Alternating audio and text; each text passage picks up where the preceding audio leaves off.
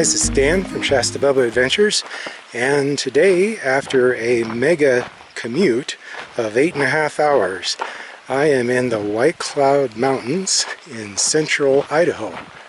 And I'm really looking forward to this hike. It's one I've read about a couple of years ago in the guidebook and have wanted to do for a long time.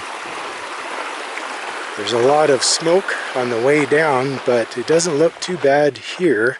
A little hazy on the horizon, but a lot better than what it was in the Bitterroot Valley and near Missoula on the way. I stopped at the Stanley Ranger Station to ask about the conditions, and the only thing they told me was 70% chance of severe thunderstorms. So there are some high points on this trail I'll need to be aware of, trying to get across ridges before the late afternoon thunderstorms, and I'll have one of those to cross today. Well, the trail to 4th of July Lake is quite the freeway. It's well traveled, as you can see, and even though this is a Thursday, I think I've met somebody about every 5 minutes coming down.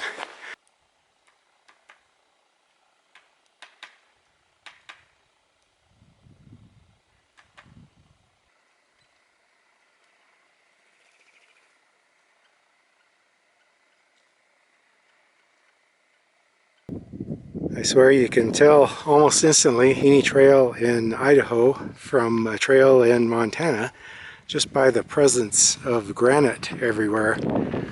Certainly there are places in Montana that you go through stretches of granite, but it's everywhere in Idaho.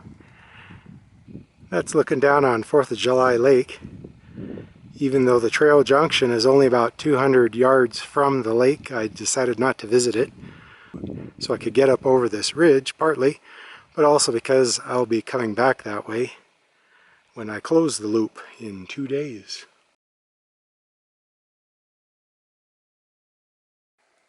Well, some dark clouds have rolled in, and this is a pretty steep trail, but I'm not going to take a break because I need to get up over this before the real thunder and lightning starts. Looks like not too far to go. There's the trail over the ridge and down into Ants Basin.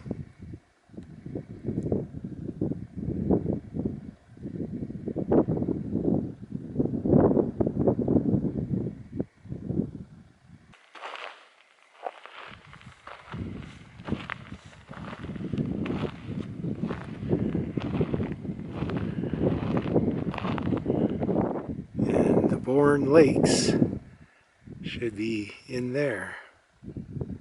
There's a nice little tarn over behind those trees that looks like it would make an excellent campsite in Ants Basin. Getting close to the Bourne Lakes, and this is the part that is scaring me. There's the 2 chutes right there and the one on the right that angles to the right and has a little needle rock at the top. That's called the Devil's Staircase. And I read about this loop probably 4 or 5 years ago in Doug Lorraine's guidebook to Idaho and thought it sounded like a great place to come, except for that one spot where you have to go cross country and scramble up over that ridge.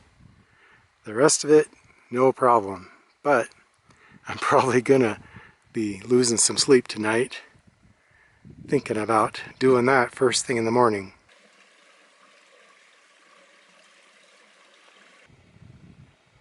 Well, there's some excellent campsites at the main Bourne Lake, and there it is.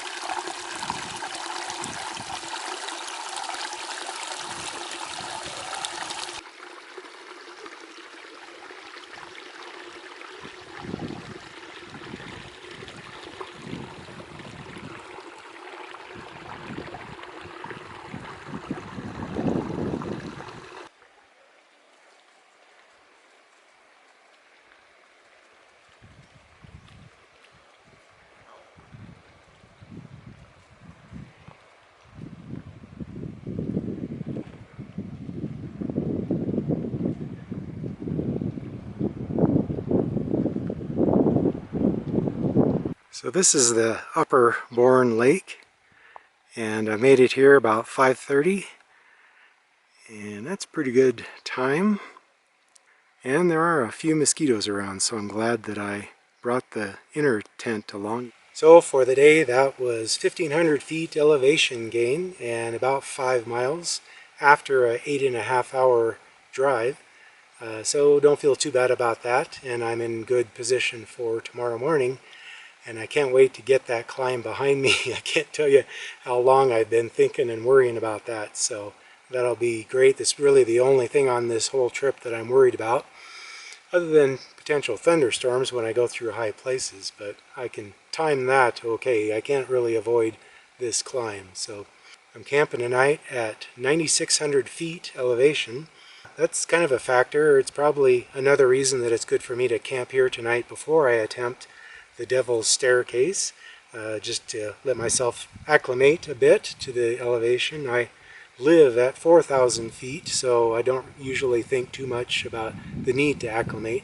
But this is a pretty serious gain, and it was a pretty steep trail coming up from the trailhead too, so it's panting a little more than I expected to. I think it's probably good for me to spend a night here and get used to the height. Alright everybody, see you tomorrow.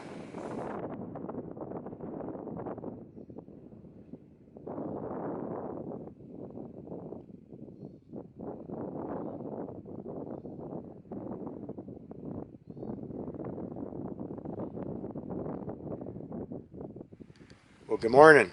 It rained about 3 hours last night, but no issues. The tent protected me just fine, except it made it a little hard to sleep with the rain pounding on the tarp, but that's okay.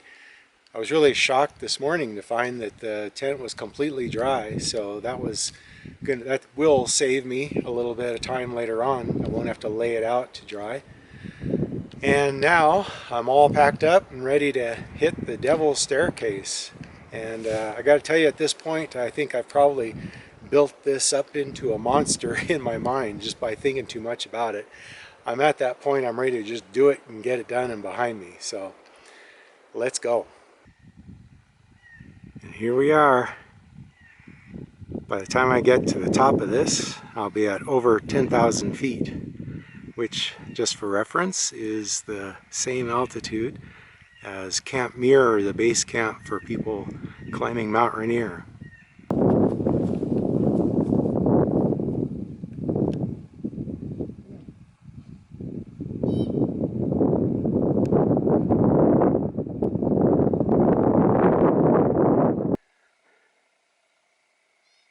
Some pretty big boulders on the first little bench. They get smaller and smaller as you go on up.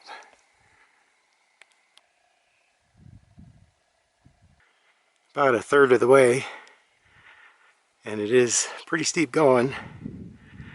I was guessing there would be a fairly well pummeled trail that might be something a person could follow if they're really paying attention, but that is not the case.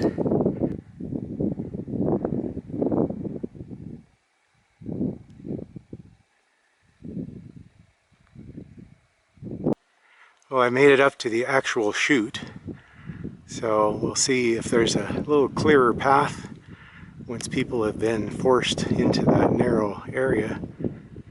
Well, heart is really pounding, whether from the exertion or the altitude or fear or all three. Well, it's definitely hands and feet now, as the scree is pretty loose and sliding away. I'm thinking maybe if I angle over that way, might be some tighter rock. Well, this is working a little better, but it seems to get steeper and steeper the closer I get to the top. Not long now. I sure wish I could film me doing this for you, but there is no way I could set up a tripod. Woohoo! I did it! Holy cow! That was pretty intense, a little spicy. It sure works better when I got over on the side and was able to climb up the solid rock instead of all the scree. Not a bad view though. That's the ridge I came over yesterday. You can just barely make out the trail zigzagging down. There's the lake I was camped at just a half an hour ago, amazingly. If I ever make a video of collections of hikes that have scared the crap out of me, this one would be the marquee event. And just like the guidebook said, just getting to the top here doesn't mean my work is done. Now I have to scramble down about 400 feet on the other side. This is interesting. It looks like you just want to drop right down around the corner to the right there, but I think I actually have to drop down and climb back up and go through that little notch. Yeah, this is no slouch coming down on this side either. Although there is a bit of a trail. Not too bad. At least it's not sliding around like on the upside was.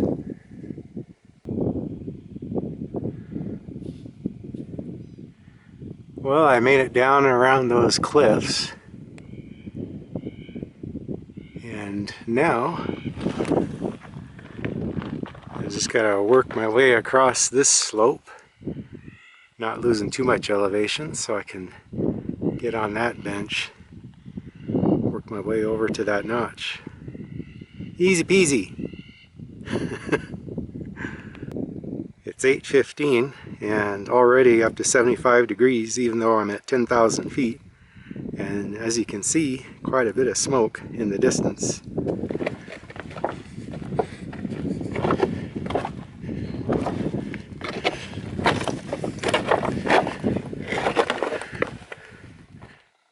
Well, now you can see a little better view of the notch from this side that I came through.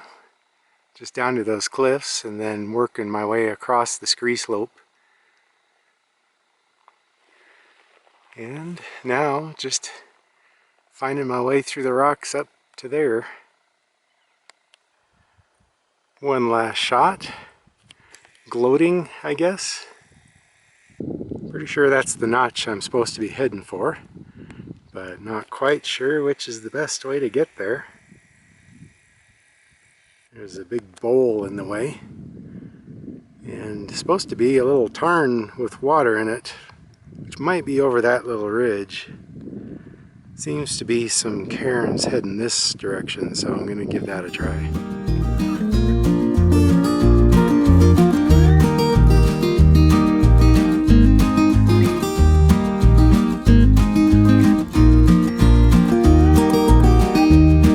There's the little tarn I've been looking for. So even though I haven't found the trail yet, that should be the notch that I'm heading for, and I think I'll probably pick it up pretty soon, either going up or on the other side of that.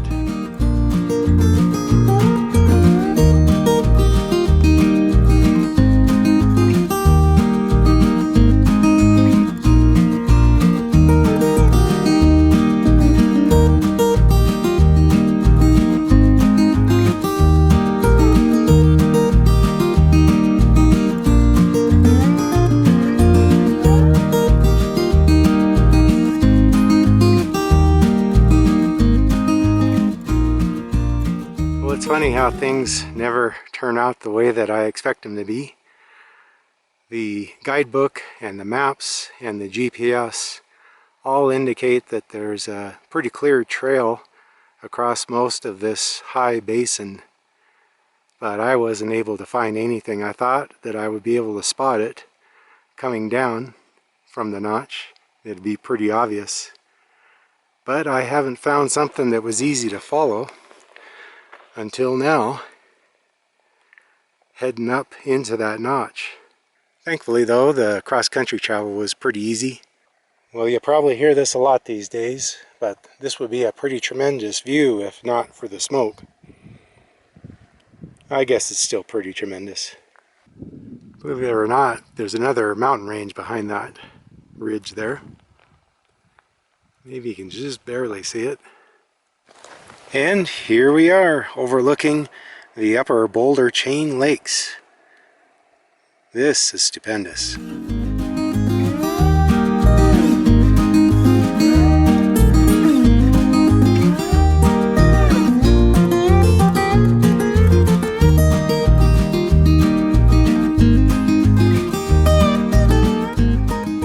Well, I met no less than 7 guys heading up those switchbacks, all with full packs and fishing gear. I really pity them going down the Devil's Staircase, although they said they've done it before, so I guess I don't have to worry about them. And now there's 1, 2, 3, 4, 5, 6 more heading up, all with full packs. Man, what a lot of work. And this is the lovely Scoop Lake. Right below that Windy Devil is what that last pass is called.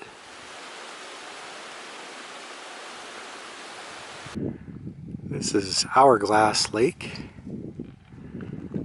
They do seem to get prettier and prettier, if such a thing is possible. Here's the last lake of the upper grouping of lakes. And they're all pretty much within sight of each other, just tiny little ridges like that separating them. A person could easily spend a lot of time here. Here's the outlet of the last lake, and now we get to drop down, I don't know, I think about 1,000 feet to the next grouping of lakes.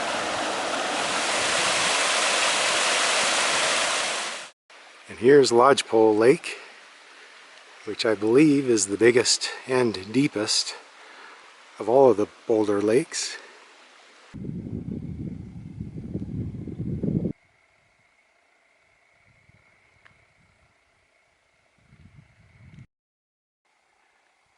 And this is Slide Rock Lake.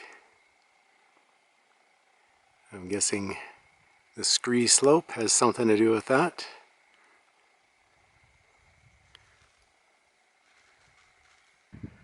This one is Shelf Lake.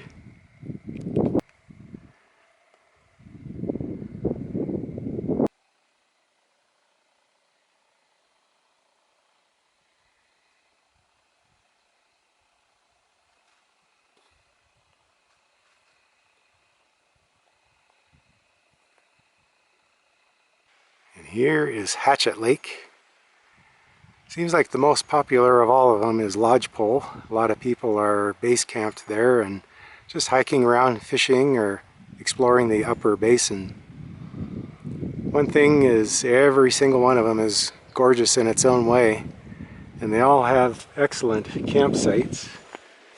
So even though there's tons of people, you really don't have to worry about finding a good place to set up.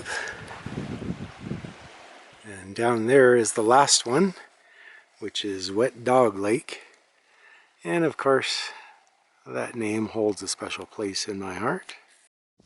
Just came around a corner and got my first wow moment of Castle Peak. I'm going to be climbing up on the left shoulder of that. Should be quite a climb. This is a handy log across the Little Boulder Creek, and this spot is the low point for today at 8,200 feet. Now I get to start climbing back up to 10,000 feet to cross that shoulder of Castle Peak. And unfortunately it's 80 degrees. The beginning of this climb is through pretty shaded forest, which is greatly appreciated, I can tell you. I'm really soaking up all the cool I can before I break out into that rocky head wall. Although I'm certainly no botanist, I had read before this trip that I should be on the lookout for a rather special plant, and I believe this is it. It's called the monument plant, and it looks somewhat like the common weed mullein, but what makes it special is, number one, that it lives for a really long time, average 30 to 40 years, but can be as much as 80 years, and second, it then blooms just once and dies. The technical term for that is monocarpic, and I found it growing right around the level of 9,000 feet elevation in 3 separate stands around this loop.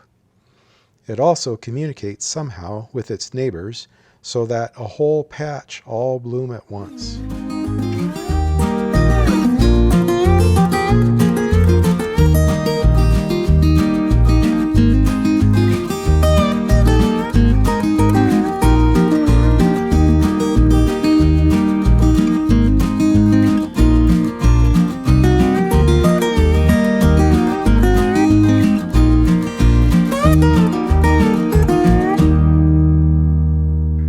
That trail wasn't as bad as I expected. It was wooded almost the whole way up, and lots of good switchbacks, well graded. Still very strenuous. I've been climbing for 2 hours to get this far, and now I do get to bust out into the open country, and it looks to me like the trail goes up there. Pretty awe-inspiring, mouth-dropping view.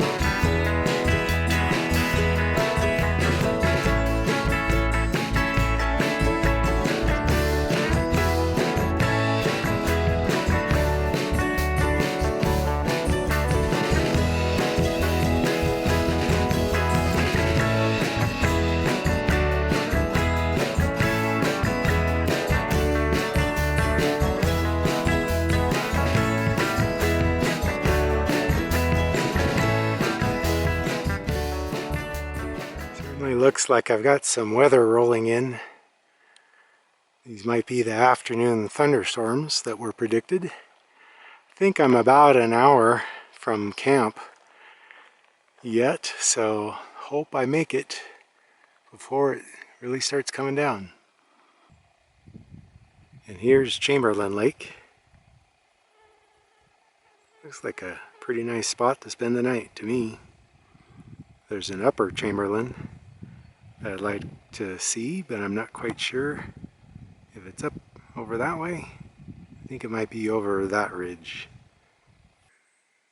Well, I got my tent all set up, which I wanted to do because of the threat of rain. And I had good intentions of hiking on up to that upper lake to see what that looks like.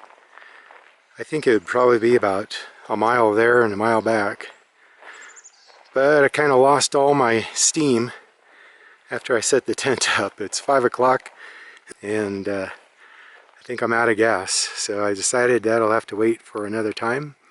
So I'm just going to hang out here and enjoy this amazing setting. Doesn't get much better than this. I'm keeping it simple for dinner tonight. Just an assortment of bars and some crackers that are a little busted up, but that'll be some good oil for me tonight, and probably have some jerky left over from the day that I didn't tap into. So Didn't want to bring a stove on this trip, even though it's a 3-day trip, but I figured I could get by without it. Well, I chose to do this hike because I figured it would be pretty strenuous, and that would be a good workout for me, getting ready for an even more strenuous hike that I have planned in the fall. And it certainly was that. Holy cow, especially today. That was 700 feet elevation gain to get up through that Devil's Staircase. Dropped down about 2,000 feet past all those beautiful lakes. And then 2,000 feet back up. And then over that pass just on the edge of Castle Peak, which is what's behind me, by the way. And then I dropped back down from that about another 1,000 feet. And I'm camped here at this Chamberlain Lake. I'm really happy to check this one off my list. I've been wanting to do this hike for a long time, and now I know what it's like. Boy, I can't believe the waves and waves of large family groups that I encountered, especially throughout that whole Boulder Chain of lakes. It's a very, very popular area. So don't come here if you're looking for solitude. Funny thing is, once I did the 2,000 foot drop down and back up the other side on the back side of the loop, I didn't see a single person. So apparently that part of the loop is not so popular. I'm pretty happy so far. Things are going really great. All right, guys, I'll see you tomorrow.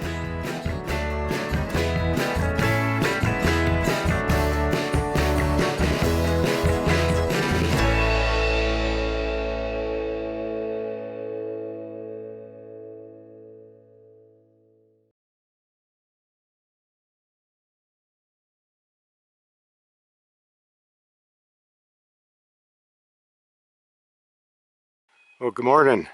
I'm up early this morning, had a long night's sleep, got up at 5 and I'm on the trail at 6:15. Just need to climb up over that ridge and that'll put me down in the Washington Basin. And I believe it's about 10 miles back to the truck. And I wanted to get an early start since I have a long drive home.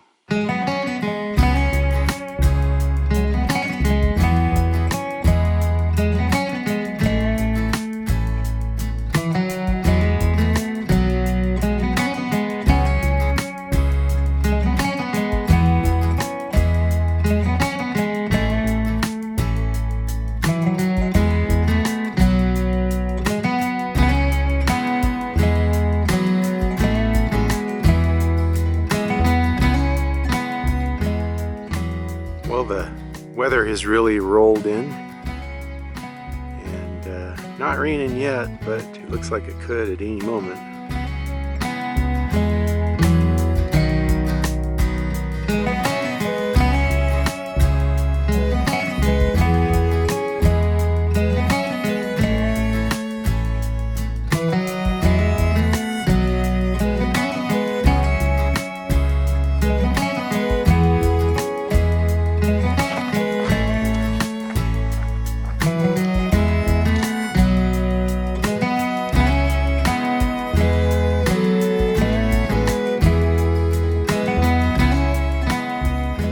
Well, I think I see the work that's ahead of me. Looks like the trail heading up over the shoulder of that mountain. Raining now, although it's just a light drizzle, so keeping things cool more than miserable. Well, they've got the promise of blue sky trying to poke through. Still slightly drizzling. It won't quite shut off, but it's close. And I figured out that there is a trail junction right here. So that nasty climb up the side of the mountain I was looking at actually is down that way and not the direction I'm going.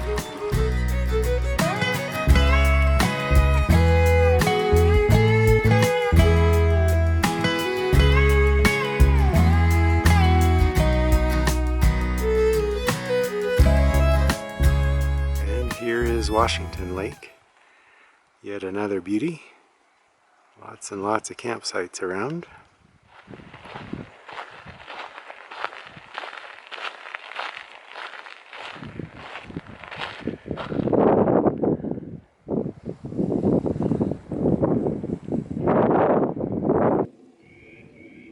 Made it to 4th of July Lake.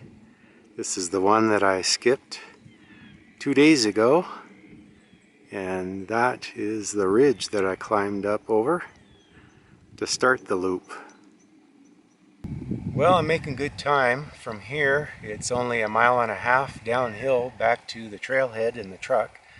So by the time I get there, it'll be 10 miles for the day. Should be about 11 o'clock when I get there. And about 1,500 feet elevation gain, and probably a little more than that in loss. So final thoughts, I'm really happy to have done this trip. It's just a gorgeous, beautiful area, and especially glad to have gotten the accomplishment of getting up and through that devil's staircase, and hiking up beside Castle Mountain was pretty impressive too. But to be honest with you, this is not a hike that I'm itching to do again. You know, it really is a matter of different types of fun. You probably heard this type 1 and type 2 fun. Those Boulder Chain of lakes would be absolutely stunning and perfect for a base camp. And a person could hang out there and do a little fishing, read a book, and do some exploring. It would be perfect for that. But for someone like me that prefers to be on the trail, my experience of those lakes was actually fairly fleeting.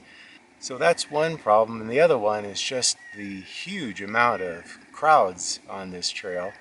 You know, it's kind of funny. I guess I'm spoiled from where I usually hike. If I see 2 people in a day, that's a crowd.